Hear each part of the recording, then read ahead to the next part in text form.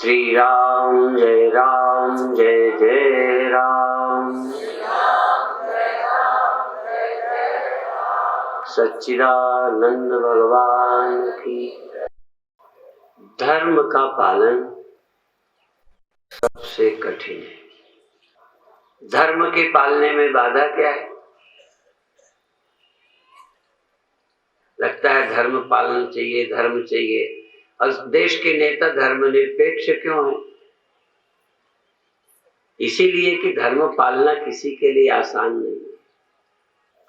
झूठ न बोलना, चोरी नहीं करना, व्यभिचार नहीं करना, धोखा नहीं देना, बलात्कार नहीं करना, ठगी नहीं करना, बेईमानी नहीं करना, कितना कठिन है। इसीलिए कम्युनिज्म कहता है अर्थ और काम दो ही पुरुषार्थ। हम लोग चार पुरुषार्थ मानते हैं, चार महानता के काम। चार काम ही हैं जो करने लायक है। एक तो है अर्थ की प्राप्ति, बुरा नहीं है। अर्थ की प्राप्ति, धन कमाना, वैभव उपलब्ध करना, ये पाप नहीं है। कई लोग जो पाप पाप चिल्लाते हैं महामूर्ख। धर्म को तो कहते मानते नहीं, वो कहते कमाना और धार्मिक अमीर बनना पाप हो गया। अमीर बनना पुरुषार्थ है। शरीर से स्वस्थ रहना, काम सुख भोगना, ब्याह करना, संतान पैदा करना पाप नहीं। ऋषियों के दो दो पत्नियां थी, पर पत्नियां थी, रखेल नहीं। ये ध्यान रखना। पत्नियां बुरा नहीं है, पति बुरा नहीं है। द्रौपदी के 5 पति थे। द्रौपदी के 5 पति थे और दशरथ के 3 पत्नियां थी। और कई बार तो ये भी कहते हैं 363 तीन पत्नियां और 360। एक समाज का धर्म का नियम है, उस नियम का पालन करना पाप नहीं है। तुम विवाह किया, पापी हो क्या? यदि विवाह करने वाला पापी होता तो घोड़ी चढ़ाकर, पालकी में बिठाकर, गाजे बाजे के साथ विवाह करते हैं। विवाह करते समय उसके पैर पूजते हैं, सम्मान करते हैं कि तुम हमारे पूज्य हो। यदि साधु होना पूज्य है तो विवाह करना भी पूज्य।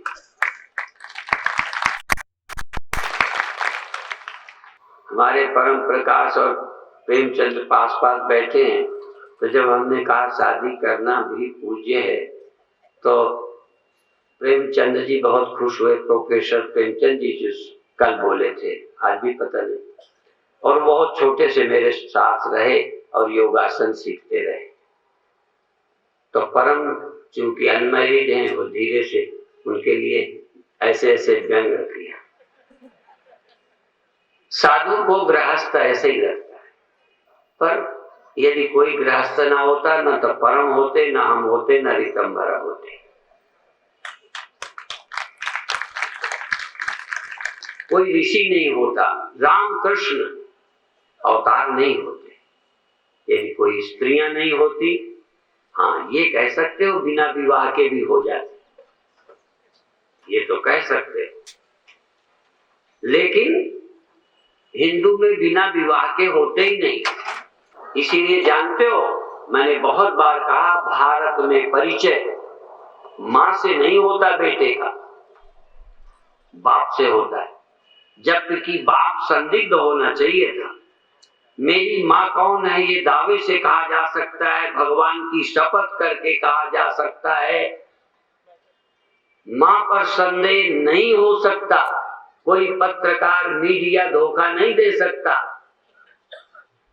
माँ पर शक नहीं हो सकता, पिता पर शक हो सकता है। तब भी भारत ने पिता से परिचय दिया, क्योंकि भारत ही एक ऐसा देश है जिसके पिता पर संदेह नहीं किया जा सकता।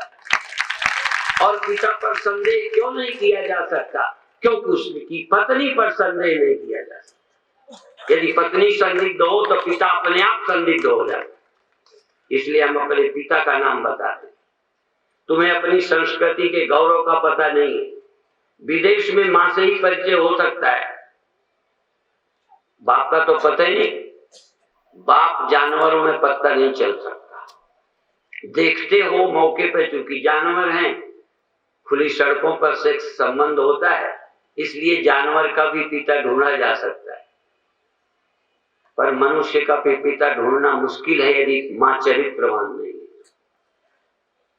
इसलिए पिता का परिचय पिता का ही सम्मान नहीं है, मां का सम्मान है कि मां ऐसी है। यदि चरित्रहीन होती तो इसके पिता होने में कोई सबूत। इसलिए भारत की नारी का गौरव ये है। भले सोचने वाला मीडिया कैसे छापता है हिंदू संस्कृति के लिए, और आज हिंदू क्या हो गया है, ये एक पीड़ा की बात है। पर जिस हिंदू के नाम पर हम गौरव करते हैं, वो हिंदुत्व को समाप्त किया आज की वर्तमान राजनीति। गंदे लेखकों ने, गंदे कवियों ने, गंदे सीडी वीडियो बनाने वालों ने आज हमारे हिंदुत्व को समाप्त करने वाली ये लेखक है, विद्वान है, जो थोड़ा पढ़ गई है। ये पढ़ गई वाले, इनसे इंटरव्यू लो तो धर्म नाम की कोई चीज नहीं, क्योंकि तुम्हारे अंदर धर्म की क्षमता ही नहीं है। तुम चरित्रहीन हो, इसलिए तुम्हारे वक्तव्य आएंगे ही वैसे। तुम कैसे चरित्र की पुष्टि करोगे? इसलिए मैं याद दिलाता हूं, 4 पुरुषार्थ हैं, याद रख लेना सब लोग। और जिसे मिलना है, अभी हम लोग यहाँ हैं, चाहे नेता हो चाहे मीडिया हो, तुम चरित्रहीन हो इसलिए धर्म को इनकार करते हो। कमाने वाला बुरा नहीं है, ब्याह करने वाला कामी जानबूझ के कहता हूं, कामी होने पर भी यदि तुम अधर्मात्मा नहीं हो तो बंधनी हो। भार्यागामी कहा है, भार्या पत्नी होती है। भार्यागामी होने का धर्म ने आदेश दिया है, भार्यागामी बनो। अब भार्या 2 हो 3 हो ये तुम जानो, पर चोरी नहीं। बस इतना ही धर्म। मेरे गुरुदेव कहते थे, जिसको छिपाना पड़े वो अधर्म। बस परिभाषा तुम नहीं जानते हो, शास्त्र नहीं पढ़े हो, तुम परिवार से समाज से छिपाते हो, इसका मतलब वो अधर्म है। और जिसके लिए खुलेआम घोड़ी में चढ़ के जाते हो, यदि वो पाप होता तो चोरी से गए होते। बाजा बजा के क्यों गए? एक जगह एक हरिजन हमें निमंत्रण किया, तो हम सोचे जनता में भी ख्याति बनी रहेगी और हरिजनों से प्रेम बढ़ जाएगा, हम धीरे धीरे खा आएंगे। वो ढोल बजा के ले गया, ढोल बजा के, बाजे बजा के, गाजे बाजे के साथ ले गया हरिजन अपने घर खिलाने के लिए। हाँ, ये सच्ची घटना है, कोई पौराणिक कथा नहीं है। हम वक्ता नहीं है, हम व्यास गद्दी पर बैठ के वक्ता नहीं है। हम समझते हैं, जीते हैं, अनुभव करते हैं, इसलिए बोलते हैं। एक उस यज्ञ में हम गए थे, उन्होंने कहा बाबाओं ने यज्ञ को भ्रष्ट कर दिया, खाया है हम अर्जुन के, यज्ञ भ्रष्ट हो गए। तो मैंने नेता का नाम लिया या नहीं लूंगा। मैंने कहा वो नेता सबके यहाँ खाया आया वोटों के लिए, तब तुमने जाति से नहीं निकाला, मुझे यज्ञ से निकालने की बात करते हो। ये नेता अपनी राजनीति के लिए सबके तलवे चाट लेते हैं, और उन्हीं के एरिया का नेता था, तो यहाँ नाम नहीं लेता, ये हमीरपुर जिले की बात है। और भी बताऊं एक बात, एक चर्मकार के यहाँ, रविदास के यहाँ, उसने निमंत्रण किया, मेरे गुरुदेव के शिष्य थे, तो मैं सहर्ष उनके घर भोजन करने को स्वीकार किया। हरिजन आदमी है, तो जब मैं गया, उसने आंगन लीपा गोबर से, इतने साफ बर्तन, इतने प्यार श्रद्धा से उसने खिलाया। अब हम खा के आ गए। और जानते हो, जैन सरस्वती पर केस क्या है? हरिजनों को उठाने लगे, हरिजनों में काम करने लगे। राजनीति को गवारा नहीं हुआ कि हरिजन सब हिंदू के साथ जुड़ जाए। और जब जया पर हिंदू वोट बैंक घटने लगा, कटने लगा, तो ईसाई मिशनरियों को खुश करने के लिए इन पर केस बनाकर फंसाया। केंद्र से दबाव पड़ा कि यदि सत्ता में रहना है, हमारा समर्थन चाहना है, तो ईसाइयों का ख्याल रखो। और ईसाई इसी से खुश होता है कि हिंदू अपमानित हो। और मैं फिर कहता हूं, यदि कोई साधु गलत करता है तो साधु होने के नाते गलत है। यदि वो गृहस्थ होते तो मैं शहर से उनका सम्मान करता। यदि गृहस्थ होकर आप पत्नी को प्यार करते हो तो बंधन ही हो। फर्क समझ ले। ये मतलब नहीं है कि पाप है तो पाप ही है। काम बिल्कुल पाप नहीं है। काम पुरुषार्थ है, अर्थ पुरुषार्थ है। पर अर्थ और काम के समय पर भी धर्म को न छोड़ना, ये धर्म है, ये पुरुषार्थ है। धर्म छोड़ देना पुरुषार्थ नहीं है। यदि तुम महान हो तो कमाते में भी धर्म का ख्याल रखो। काम भोगते समय धर्म को मत छोड़ो, रिश्ते मत खत्म करो। तुम बहन भाई हो तो बहन भाई रहो, पिता पुत्र हो तो पिता पुत्र रहो। और यदि यही है देश हालत रही, मैं अमेरिका होके आया हूं, वहां पिता पुत्रियों के भी संबंध है।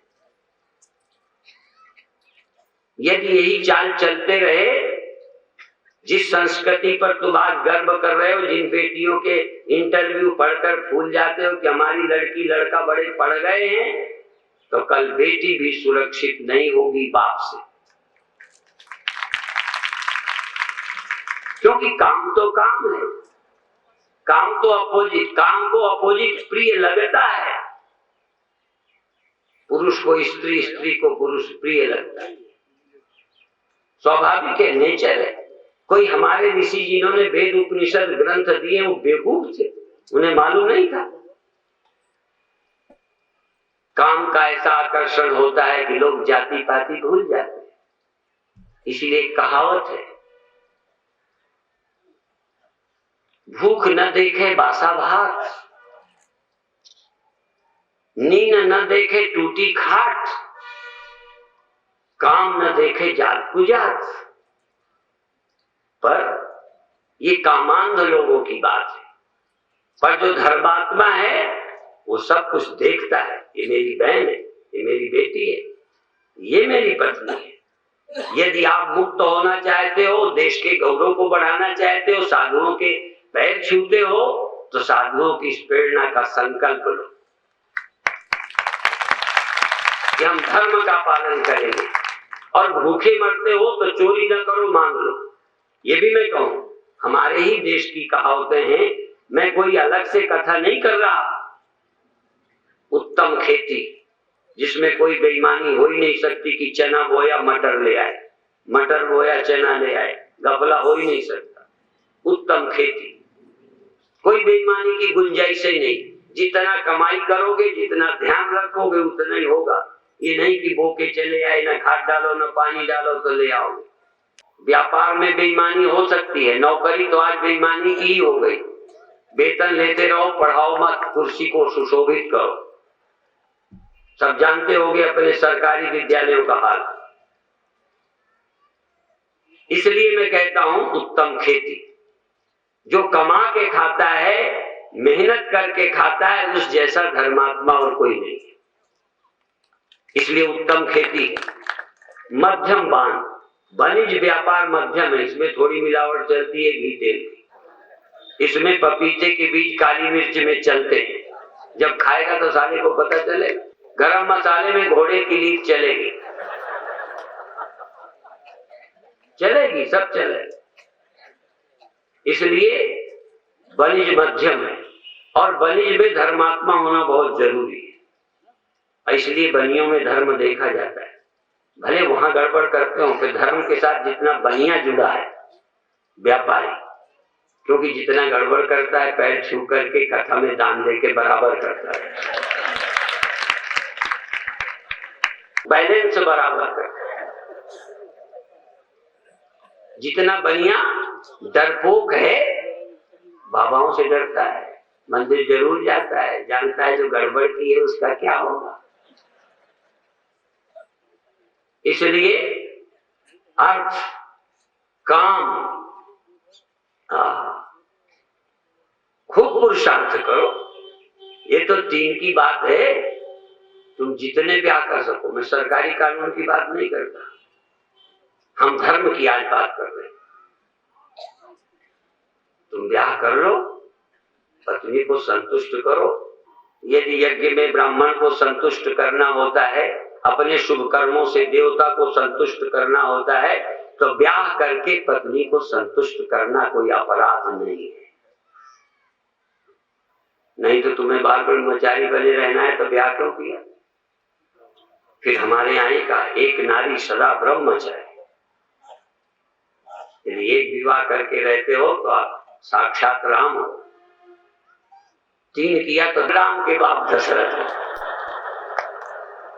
राम ने 1 किया, पिता ने 3 किया।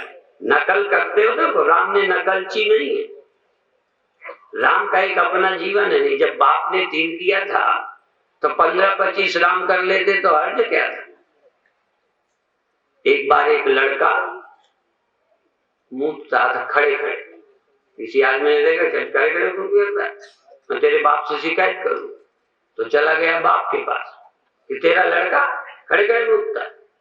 तो गया शिकायत करने, तो पिता छत में घूम घूम कर खड़े खड़े पेशाब कर रहा। अब शिकायत किससे करो, शिकायत लायक है कौन। ये जितने नेता भी अब ये पत्रिका वाले छापते हैं, इनकी पुलिस मार मार के जांच करे तो जयेंद्र के बाप और साधुओं के बाप हैं, सब बदमाश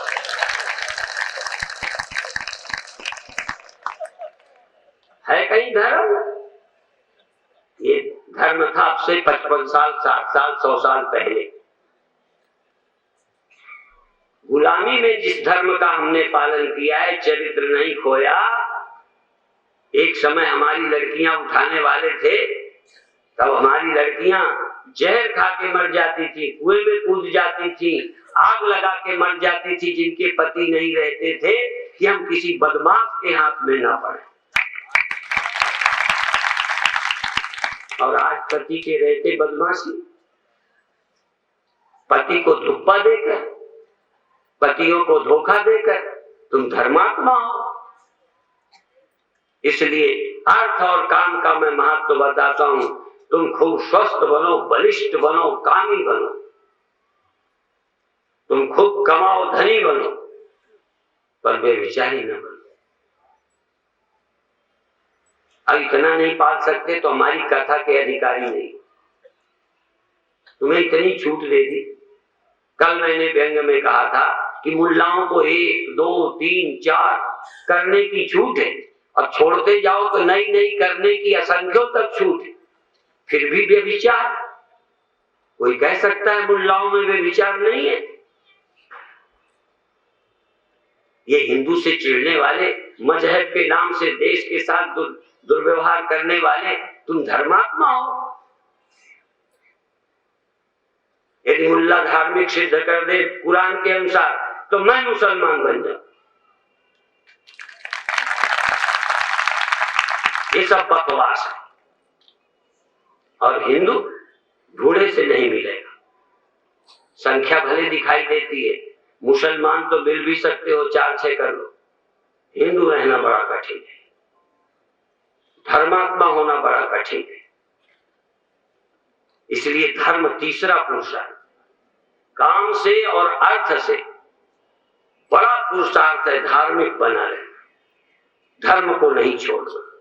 धीरज धर्म मित्र और नारी, आपत्काल परखिए चारी।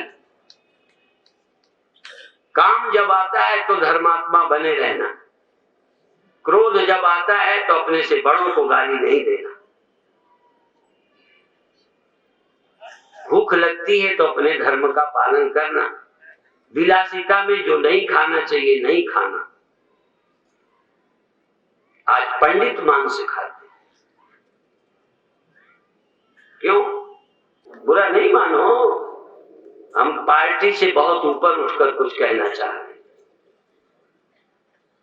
इससे तो हमारे राष्ट्रपति मुसलमान हैं, बधाई के बात है। देश में यदि ऐसे मुसलमान हो तो हिंदू मुस्लिम झगड़ा ही खत्म हो जाए।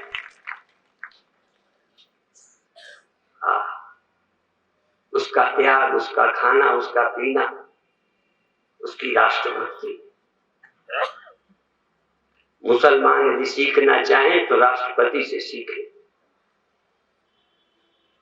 इसलिए अर्थ, काम, धर्म, अब धर्म की ज्यादा व्याख्या नहीं कहूंगा जिससे तुम घर वालों से डरते हो पाप। बस हमारे गुरुदेव की यही परिभाषा है। और जिसके पर्चे छपा के योजना बना के करते हो धर्म, यज्ञ के पर्चे छपाए, लब वाले भी छपाए।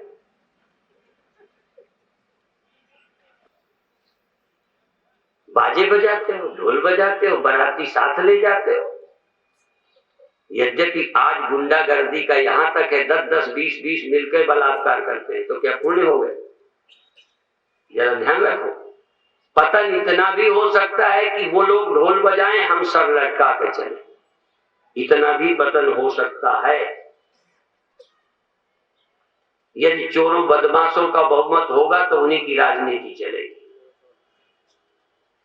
इसलिए आपसे निवेदन है कि इस धरती को यदि स्वर्ग बनाना है तो अर्थ और काम के बिना काम चलेगा नहीं। एक आध बाबा का चल जाए तो चल जाए,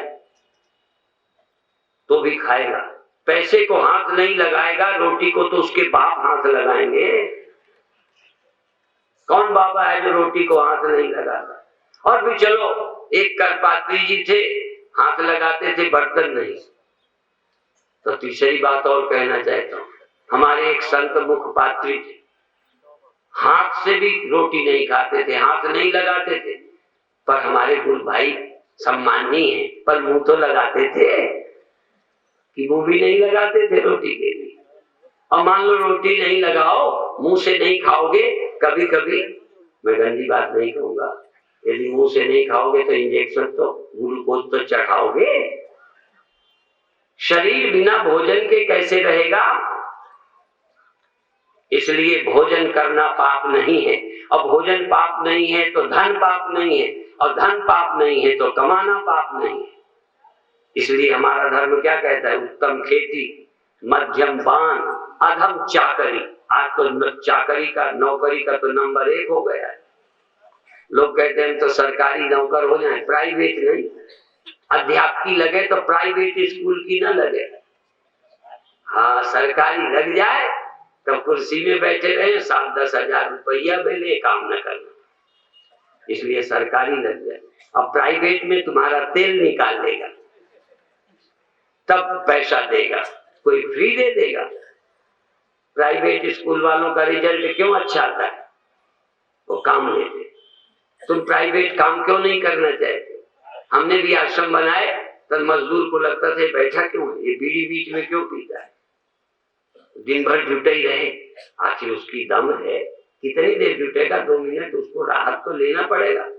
हम लोग योगासन कराते हैं तो बीच में विश्राम देते हैं। मजदूर श्रमिक है, थोड़ा विश्राम चाहिए। तो अर्थ काम धर्म मोक्ष, अधम चाकरी, भीख निदान, सबसे निदान है भीख। लेकिन चोरी नहीं है। ये नहीं कहा 5वां नंबर चोरी का।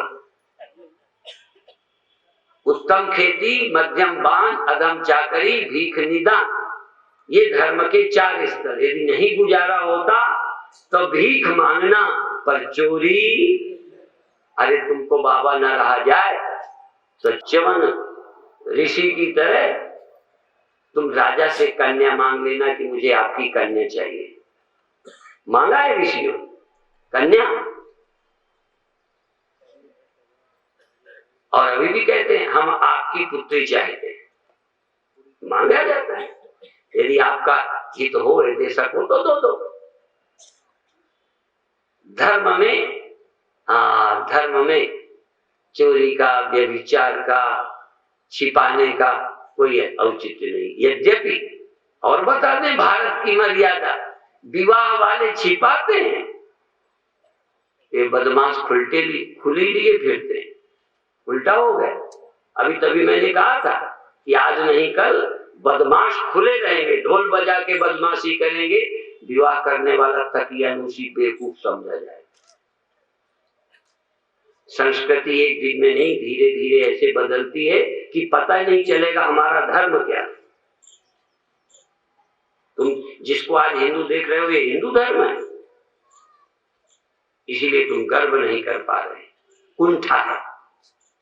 हिंदू धर्म का गर्व होता, यदि तुम हिंदू धर्म का पालन करते, तो मैं छाती ठोक कर कहता हूं, यदि हिंदू धर्म का पालन करते हो तो सूली पर भी कहोगे कि हम हिंदू हैं। अपनी बेटी तक के साथ दूध बचा के करने वाले हम मुसलमान नहीं हैं, हम हिंदू हैं। कहो गर्व से हम हिंदू हैं और हिंदू रहेंगे। हिंदू होना कोई अपराध नहीं है। इसलिए अर्थ, काम, धर्म और फिर मोक्ष। लोग धर्म नहीं जानते, मोक्ष क्या जानेंगे गधे। फिर मैं बता दूं, धर्म ही मोक्ष नहीं है। तुमने यज्ञ कर लिया, पूजा कर ली, पाठ कर लिया, ये मोक्ष नहीं है। यदि मोक्ष जानना है तो हमारे कार्यक्रम को ठीक से सुनो। मोक्ष चाहते हो, पर अभी तो तुम धर्म ही नहीं चाहते। धर्म नहीं चाहते तुम, काम और अर्थ चाहते हो। उसके लिए चोरी करना पड़े, झूठ बोलना पड़े, बेईमानी करना पड़े, चाहे तुम्हें तो काम की पूर्ति करनी है, धर्म का त्याग करके। ये चुनाव में जो ये संहिता लागू हो जाती है, क्या होता है, क्या नाम है उसका, आचार्य संहिता। इन बेईमानों से पूछो यदि चुनाव में किसी आचार्य संहिता की जरूरत है तो जिंदगी को कोई आचार्य संहिता नहीं चाहिए। इन धर्मनिरपेक्ष ढोंगियों को चौराहों पर जूते मारो तब ठीक होगा। खुद बिगड़ रहे, देश को बिगाड़ रहे। इसलिए तुम्हें भी अच्छा बुरा लगे तो मेरे तर्कों का जवाब दे देना। यदि मैं भी गिर जाऊं तो मैं धर्म से गिरा, मैं बंधनीय नहीं हूं। यदि तुम विवाहित होकर इधर उधर मारते हो तो तुम धर्मात्मा नहीं हो, पतित हो। पतित को पतित समझो। ये पतित गृहस्थ है, ये पतित विद्यार्थी है। पहले जीवन में ब्रह्मचर्य रहो, विद्या अध्ययन करो। तुम्हें ये तो नहीं कहा शादी मत करना। विद्यार्थी रह के, ब्रह्मचारी रह के विद्या अध्ययन करो। जो ब्राह्मण लोग हैं जानते होंगे, रहे या न रहे। एक बार अटल जी से भी पूछा गया कि आप ब्रह्मचारी हो, तो कहते नहीं, अनमैरिड हूं। सत्य बोले इसके लिए साहस जुटाया, बधाई है, पर इससे सिद्ध करते हैं कि मैं ब्रह्मचारी नहीं हूं, सिर्फ अनमैरिड हूं। इसलिए मैं कहना चाहता हूं कि सत्य बोलना भी बहुत बड़ी बात है, तब है। इसके लिए बधाई है कि वो सत्य बोले। काफी धर्मनिरपेक्ष भी हैं, हिंदू एजेंडे से काफी दिन दूर रहे। सफलता में आदमी अंधा हो जाता है। इतने देश के हिंदू को अपमानित कराने में सहयोगी बन रहे हैं। हिंदू का सर तब उठा होगा जब राम जन्मभूमि में राम का भव्य मंदिर होगा।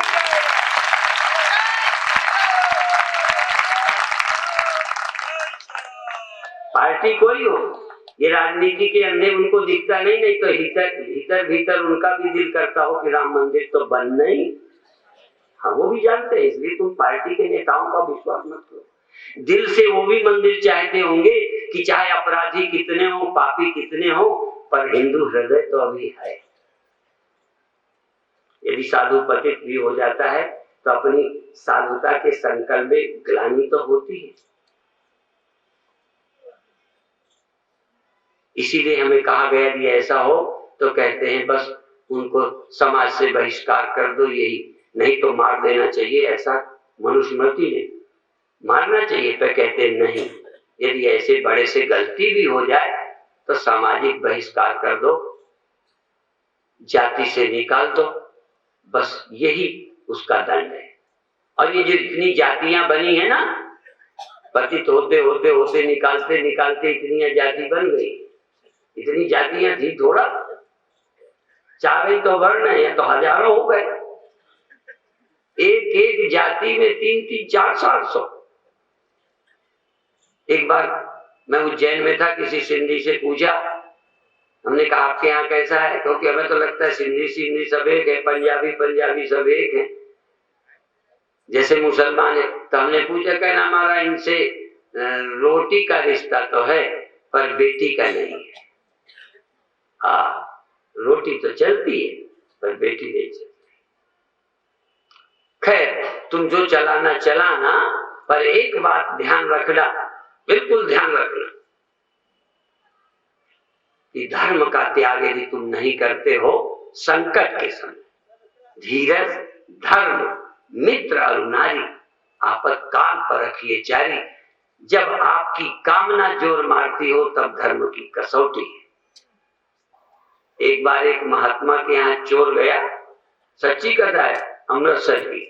चोर गया, महात्माओं ने देख लिया, जग गए तो दरवाजा बंद करके ताला लगा दिया, उसको एक कमरे में बंद करके ताला लगा के रख रखा।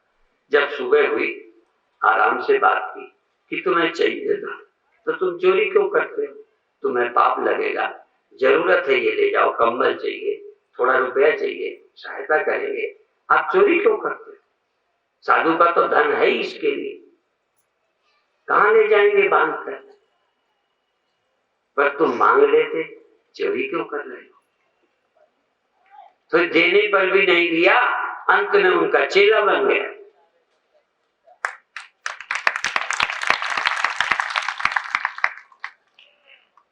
तो अर्थ, काम, धर्म और फिर मोक्ष।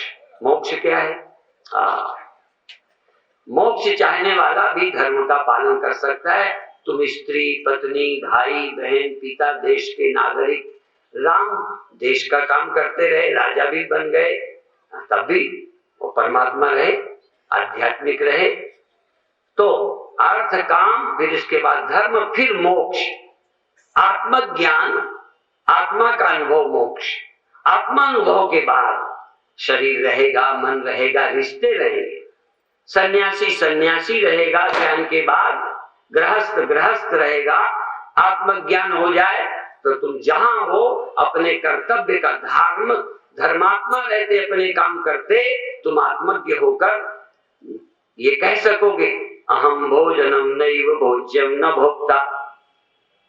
हाँ, देखो, खाने को कहो मैं नहीं खाता, शरीर का धर्म है, पर चोरी को मत कहो, शरीर का धर्म है।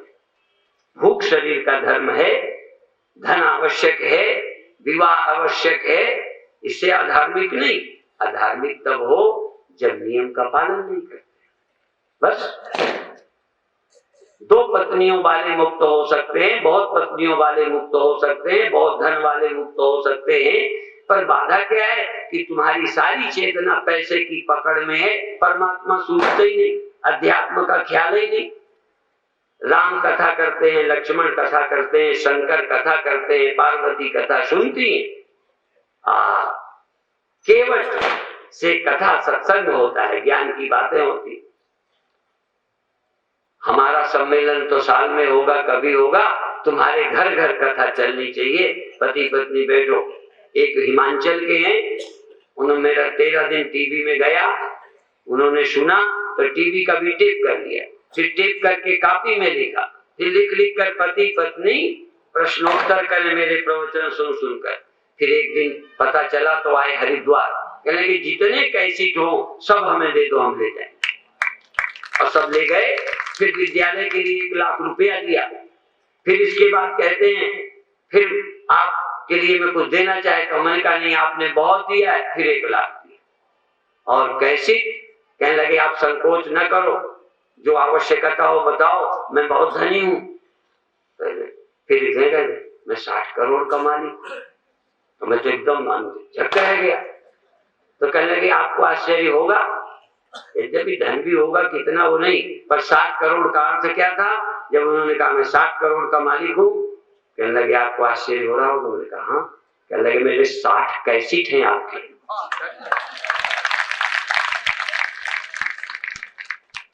मैं सुनता हूं, क्या धनी आनंदित होगा जितना मैं आनंदित होता हूं? सारे आनंद के लिए पापड़ बेलते हो, मुझे उसकी कोई कमी नहीं है। यहाँ गोविंद भाई आते हैं, प्रवचनों का जिक्र करेंगे, रो पड़ते हैं। और एक जगह तो दर्शन करके जब गदगद थे भाव दशा में, तो एक बुढ़िया समझी कोई तकलीफ होगी, तो सिर में हाथ फेर कहते ना रो, सब ठीक हो जाएगा। उन्होंने समझा ये दुख से कोई रो रहे होंगे, क्योंकि लोग तो आनंद में रोते हैं। कुंडली जागती है तो लोग तड़पते जैसे लगते। और तो छोड़ो, मैं तक कभी धोखा खा जाता। कई लोग तो रोने वालों से बहुत दुख होता है, क्योंकि रोना सुन सुन के थक गए। तो कभी कभी एक आध आदमी रोया तो थोड़ी देर सावधान रहता हूँ, क्योंकि मैं कई बार धोखा खा चुका। तो धीरे से नहीं कहता क्या बात है, ऐसे पूछता हूँ, बीच में रहता हूँ, क्या बात है, क्यों रो रहे? कहते कोई बात नहीं, आपकी बड़ी कृपा है। हाँ, बड़ी कृपा है और आंसू। आप नहीं जानते कि जिस पर कृपा होती है उसका कितना प्रेम और आनंद और आंसू होते। अभी रोए नहीं, अभी तो लड़के के मरे में रोए, पत्नी के मरे में रोए, पति के मरे में रोए, धन के जाने में रोए, मरने की ज्योतिष की बात सुनकर 10 रोग सुना के रोए। कल एक आए थे सज्जन, कई समस्याएं, 10 तरह के शरीर में समस्याएं, इसमें दो राय नहीं। गले में छेद है, यहाँ से श्वास ले रहे हैं, कल मिले आकर। मैंने कहा दुखी हो, दुख है, इसमें तो राय नहीं। पर मैंने ऐसे भी कष्ट वाले देखे जो यही कहते हैं कि कष्ट है, प्रारब्ध से चल रहा है, पर आपकी बड़ी कृपा है। एक को फालिश मारी हुई जलंधर में मैं देखने गया, मिलने गया, तो कहते हैं आपने बड़ी कृपा की, दर्शन दिया। मैं सम्मेलन में नहीं पहुंच पाता, लेकिन इस रोग में कोई तकलीफ तो होती नहीं, सिर्फ शौच आदि जाने में थोड़ी दिक्कत है। ये फालिश के रोग में तकलीफ कोई नहीं है, सिर्फ मानसिक दुख होता है। क्या हो गए, जैसे कई तरह का कुष्ठ होता है, उसमें एक सफेद होता है, सफेद वाले में कोई तकलीफ नहीं है, सिर्फ शर्म लगती है, लोग क्या कहेंगे बस। और कई कुष्ठ छूट के होते हैं, वो बुरे होते हैं। तो इसी तरह से कई लोग देखने में बुरे लग सकते हैं, कुछ थोड़ा तकलीफ देते हैं, पर मुक्ति को कष्ट नहीं रोक सकता। मुक्ति अंदर की समझ है, मुक्ति अंतर आत्मबोध है। शरीर का रहना न रहना नहीं, तो यदि शरीर रहने से मुक्ति मिलती है तो सब अंत में मरते ही। इसका मतलब हम मुक्त नहीं होंगे। शरीर बूढ़ा होगा तो मुक्त नहीं होंगे, जुकाम बुखार हो जाएगा तो मुक्त नहीं होंगे। इसलिए आपसे निवेदन, सुबह का ध्यान कभी नहीं छोड़ना है। सुबह साधना और योगासन, शरीर स्वस्थ और मन शांत और बुद्धि विवेकवती होकर, आत्मज्ञान होकर, इस धरती पर सब समस्याओं के रहते भी तुम मुक्त होकर रह सकते हो। इस शरीर में रहकर तुम साक्षात परमात्मा होकर, नर नारायण होकर विचर सकते हो। ओम शांति शांति शांति।